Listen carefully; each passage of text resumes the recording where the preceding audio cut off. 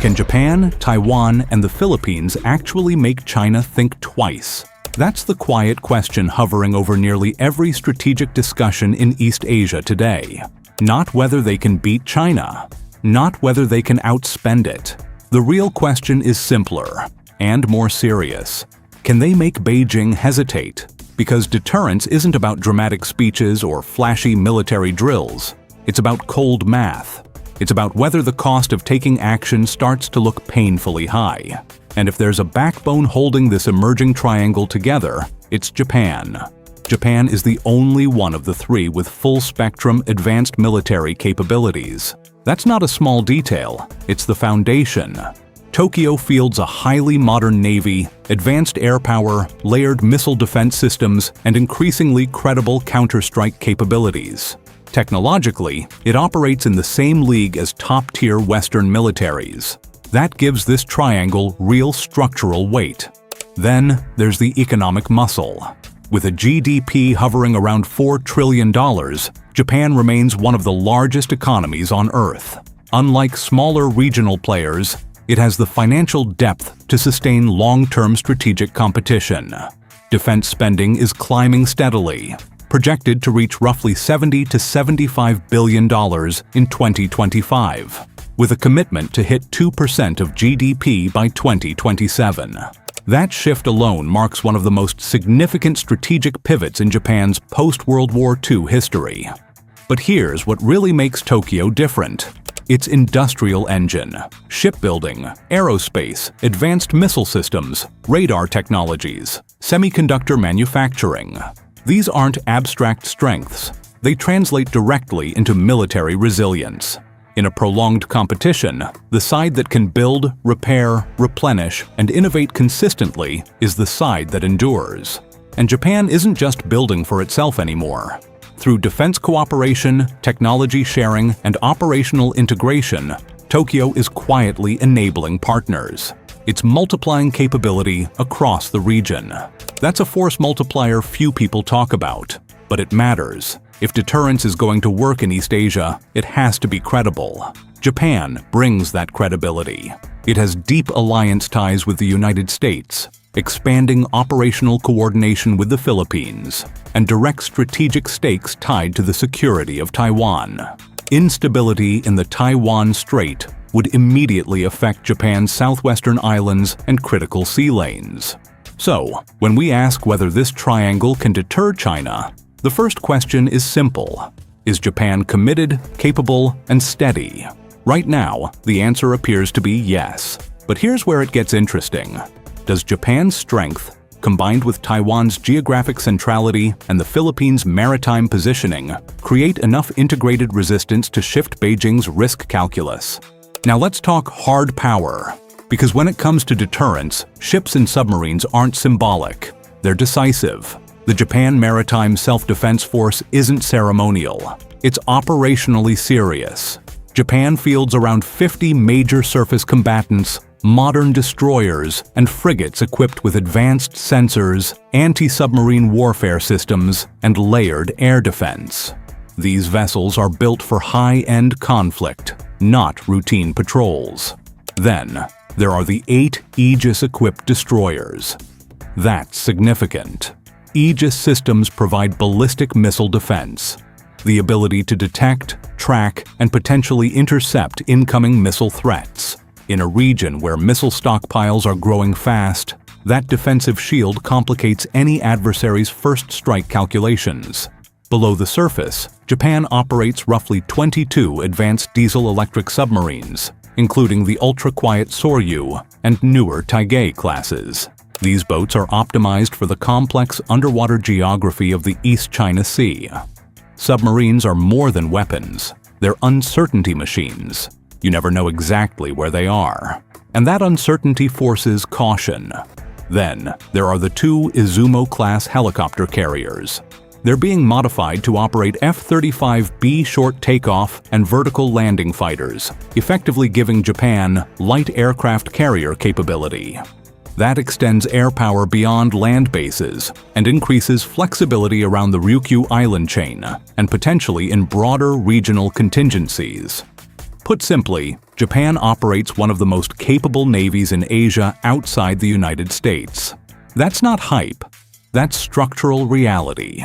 So, in any deterrence framework linking Japan, Taiwan, and the Philippines, Japan provides the blue water backbone. It brings advanced anti-air and anti-submarine warfare. It brings missile defense. It brings logistics depth. The real question isn't whether this triangle can overpower China. The real question is whether it can make Beijing pause long enough to decide that the risk simply isn't worth it. And in deterrence, hesitation is everything. It brings industrial staying power, the ability to keep building, repairing, and replacing when things get tough. Without Japan, this triangle would look exposed, maybe even brittle. With Japan, it becomes something far more serious. Something harder to pressure, harder to intimidate, harder to ignore. And then there's Japan's air power, an often overlooked but absolutely critical part of the deterrence equation. The Japan Air Self-Defense Force operates more than 300 modern fighter jets, and that number is growing. Tokyo is in the process of acquiring over 140 F-35s, including both the F-35A and the short takeoff F-35B variants. These aren't just new jets. They're stealth-capable, multi-role aircraft with advanced sensor fusion, long-range strike ability, and survivability in contested skies. The F-35B, especially when flying from the upgraded Izumo-class carriers, changes the regional equation. It allows Japan to project air power beyond its main islands, giving it flexibility in fast-moving crises. But the real edge isn't just the fighters, it's the network. Japan integrates radar arrays, airborne early warning aircraft, satellite intelligence, and electronic warfare systems into a near real-time command architecture. That means it doesn't just have planes, it has awareness. The ability to see threats forming, track them early, and respond before they spiral. Naval power controls the seas. Fighters and carriers shape the skies. ISR systems connect it all into a single, responsive web. And in deterrence, that combination, visibility, speed, and credible strike capability, is what makes an opponent hesitate. In simple terms, Japan doesn't just have wings. It has eyes, it has reach, and it has teeth. That shift in mindset became unmistakable in 2022. Japan's updated national security strategy marked a clear pivot, from strictly reactive defense to structured, integrated deterrence. Tokyo is now acquiring counter-strike capabilities, including Tomahawk land attack missiles, and expanding its long-range missile arsenal. This isn't symbolic. It signals that Japan can respond to aggression with precise, meaningful force if required.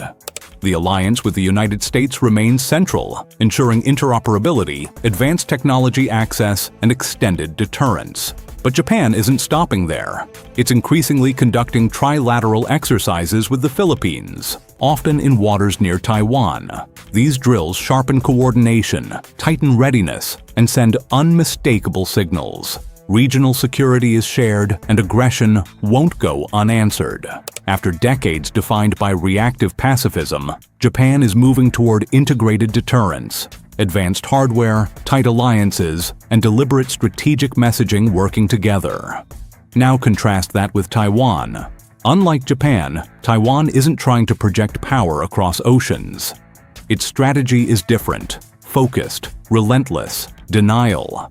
Make invasion so costly, so chaotic, and so unpredictable that an aggressor hesitates before taking the first step.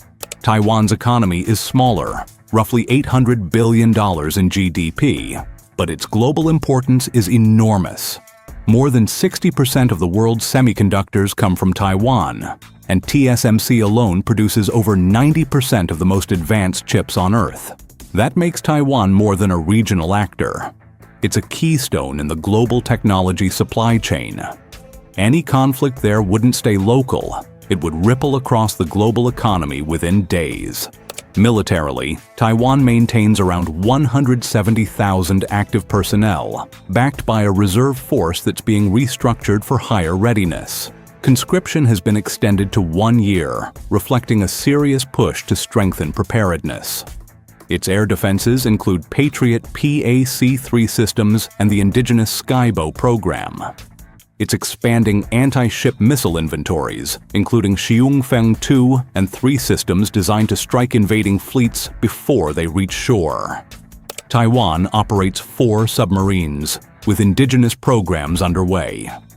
It fields mobile coastal defense units, sea mines, fast attack craft, and a growing stockpile of anti-ship cruise missiles.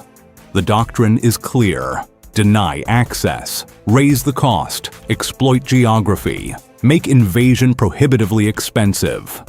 Taiwan isn't built for global power projection. It's built to be a fortress. Its mountains, narrow beaches, dense urban areas, missile networks, and asymmetric capabilities form a layered defense designed to stretch, exhaust, and punish any attempted landing. In essence, Taiwan's strength isn't about reaching outward. It's about making sure anyone thinking about coming in has to seriously reconsider. And when you combine Japan's industrial and expeditionary backbone with Taiwan's denial strategy and geography, the triangle begins to look less fragile and more like a system designed to force hesitation. And in deterrence, hesitation is the point. When you combine Taiwan's economic importance with its hardened defensive posture, you get something rare: a small island that carries enormous global weight. Inside this emerging triangle with Japan and Philippines, Taiwan isn't just another player. It's high stakes for the region and for the world.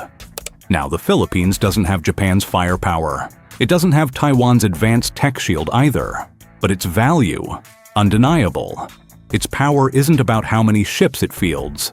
It's about where it sits.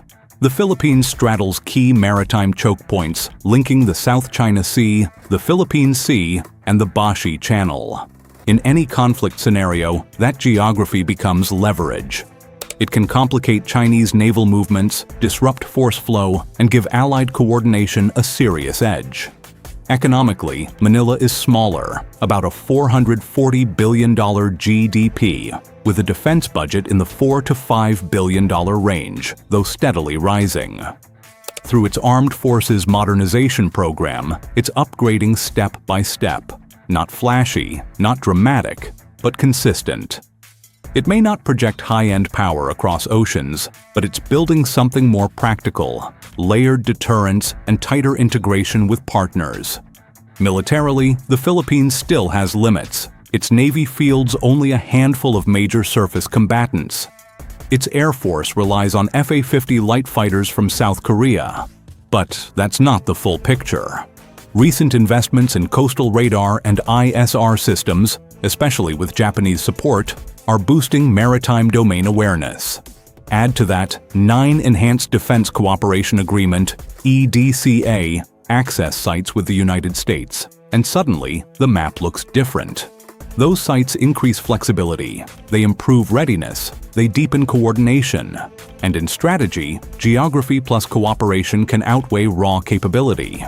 Sitting across critical sea lanes, the Philippines can shape naval operations, influence how forces move, and serve as a southern anchor in a broader trilateral deterrent structure. But then there's China. China is the center of gravity in this entire equation. Its economy, roughly $17 to $18 trillion, dwarfs its neighbors. It's the largest trading partner for most of Asia.